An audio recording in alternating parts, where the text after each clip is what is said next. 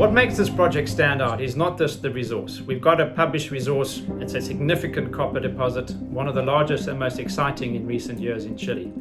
But its location. Chile produces a third of the world's copper, and it has the largest copper mines in the world. It's got a long history of discovering, developing, financing, and operating copper mines. Look, today's name change is to emphasize our focus on the Marimaca copper deposit near the town of Antofagasta in Chile.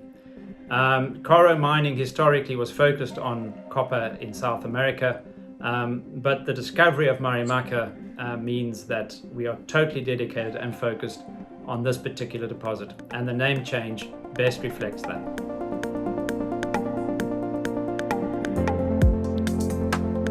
The resource, which is open pittable, has a strip ratio of only 1.1 to 1. Has 70 million tons at 0.6% in the measured and indicated. That's around 420,000 tons of copper contained. In addition, it's also got 43 million tons at 0.52% copper. That's another 225,000 tons in the inferred category. The production rate will be published in about 6 to 8 weeks' time once we publish the PEA. It is 25 kilometers from the site. You overlook the town of the port town of Mejillones, which is where Chile's sulfuric acid gets imported. It's only 40 kilometers away from the city of Antofagasta, which is the mining capital of Chile. And within half an hour of landing at Antofagasta Airport, you're on site. It's got access to a significant infrastructure endowment. You've got water, you've got power, and you've also got that sulfuric acid I was talking about.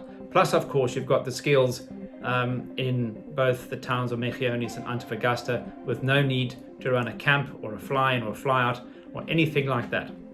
The infrastructure and the location of this deposit is second to none, and that we believe is the critical advantage this particular deposit has got. And in addition to that, we've got a very, very large exploration tenements, 300 square kilometers, and we've only just literally scratched the surface. And the Marimaca deposit, the resource we've published, is hopefully the first of several further discoveries on those particular areas that we control.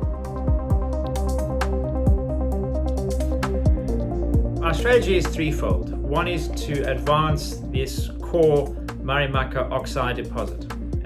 We published the resource in December. The PEA is coming out in 6 to 8 weeks' time. We have an extensive metallurgical program currently underway, and that won't stop for the rest of this particular year. So that's what we're doing on this. That's our first leg of our strategy. The second leg is additional oxide and sulfide exploration work in the immediate vicinity of this published resource. And finally is additional exploration in the 300 square kilometer land package will continue as well.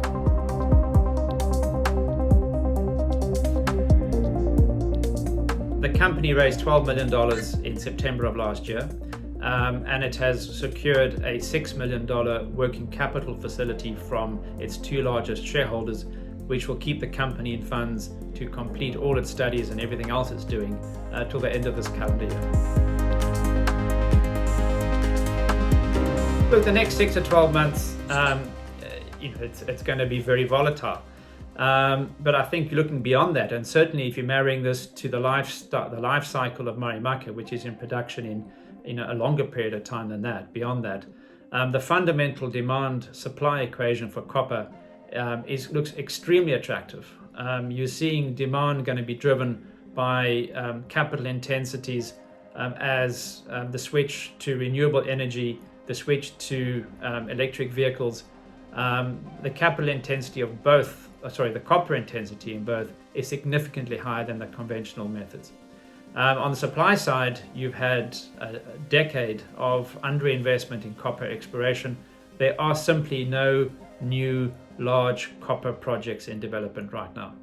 and the fleet of mines which produces the world's copper were probably discovered 40 years ago. So both on the supply and the demand equation, we see the medium-term and long-term price of copper to be extremely advantageous and attractive. And we look forward that will benefit the development of this particular project.